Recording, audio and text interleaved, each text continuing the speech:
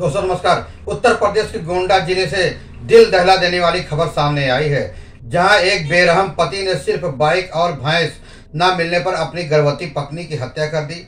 जी हां, यह कोई फिल्मी कहानी नहीं है, बल्कि उत्तर प्रदेश के विशोहरपुर क्षेत्र के तुलसीपुर माझा गांव की सच्ची और दर्दनाक घटना है। घटना मंगलवार देर रात की है।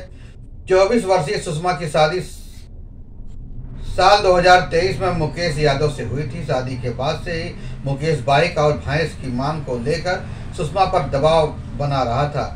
5 महीने की गर्भवती सुषमा को आए दिन प्रताड़ित किया जाता था।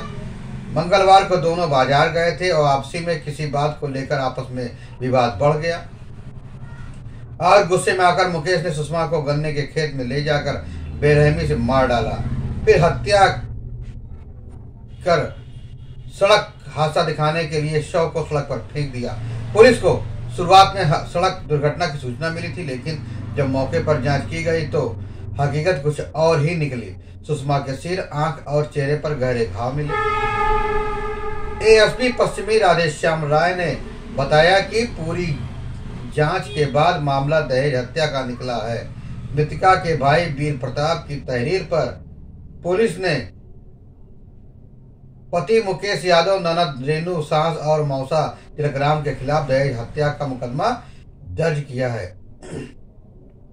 पुलिस ने आरोपी पति को गिरफ्तार कर लिया है।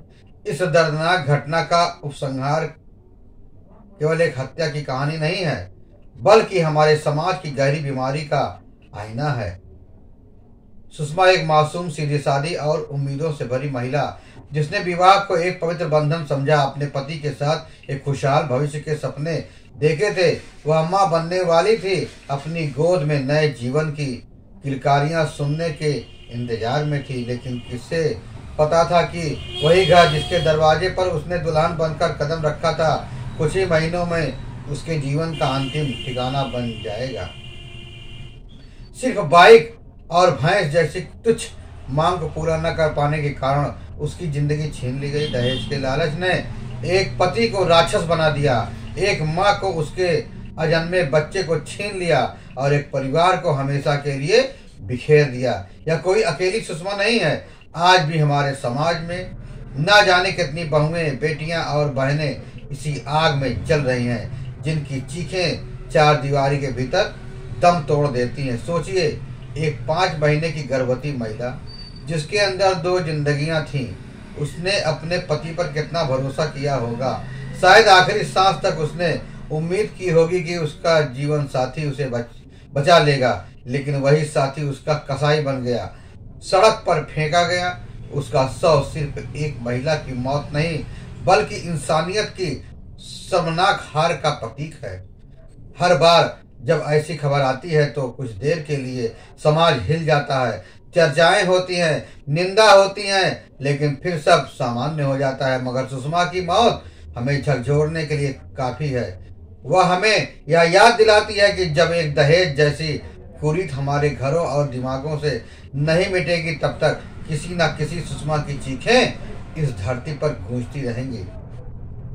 अब समय आ गया है कि हम सिर्फ अफसोस न करें, बल्कि कदम उठाएं। दहेज मांगने वाले रिश्तों को अस्वीकार करने से इनकार करें। अपनी बेटियों को आवाज उठाने की ताकत दें।